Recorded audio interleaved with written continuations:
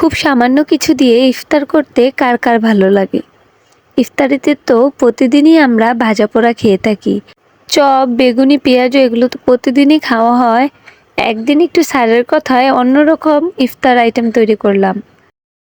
তার খুব পছন্দের ডিম পাউরুটি। কার কার পছন্দ বলে যাবেন। এই তো তার পরের দিন ছিল আমার মামার বাসায় ইফতারি দাওয়াত।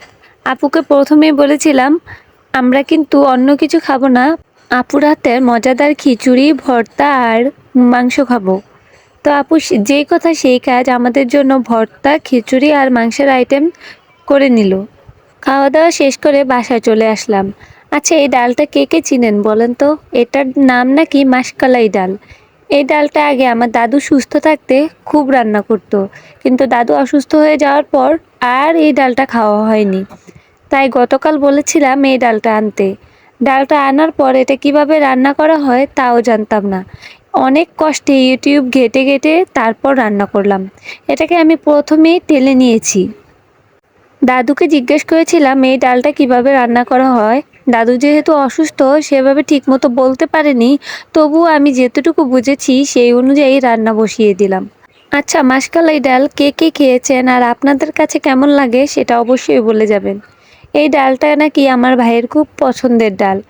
যদিও আমি এটা জীবনে প্রথম রান্না করছি, জানি না কেমন হয়েছে, কিন্তু খেয়ে সে বলেছিল ভালোই নাকি হয়েছে। তো আপনারাও বাসায় ট্রাই করবেন এই ডালটা আর খেয়ে জানাবেন কেমন লাগে।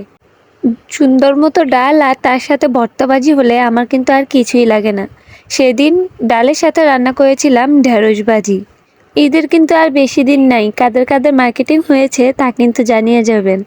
আমার বাবাটার কিন্তু এটাই প্রথম ঈদ। আলহামদুলিল্লাহ তার শপিং ডান। আপনাদের কাদের বাসায় বাবু আছে আর কার কার প্রথম ঈদ, নামগুলো অবশ্যই বলে যাবেন। আলু দিয়ে গাজর দিয়ে ভাজি করলে কিন্তু খেতে ভালোই লাগে। জানি না কার কাছে কেমন লাগে, আমাদের বাসায় সবাই খুব পছন্দ করে। আমি খুব সুন্দর করে আলু আর গাজর কেটে নিলাম।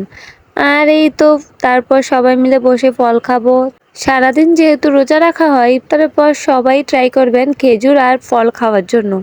আর এটা হচ্ছে আমার খুব কাছের একটা মানুষের জন্য সামান্য হাদিয়া। ড্রেসটা কেমন হয়েছে বলুন তো? তো আজকের ভিডিও এই পর্যন্তই। Thanks for watching. আল্লাহ হাফেজ।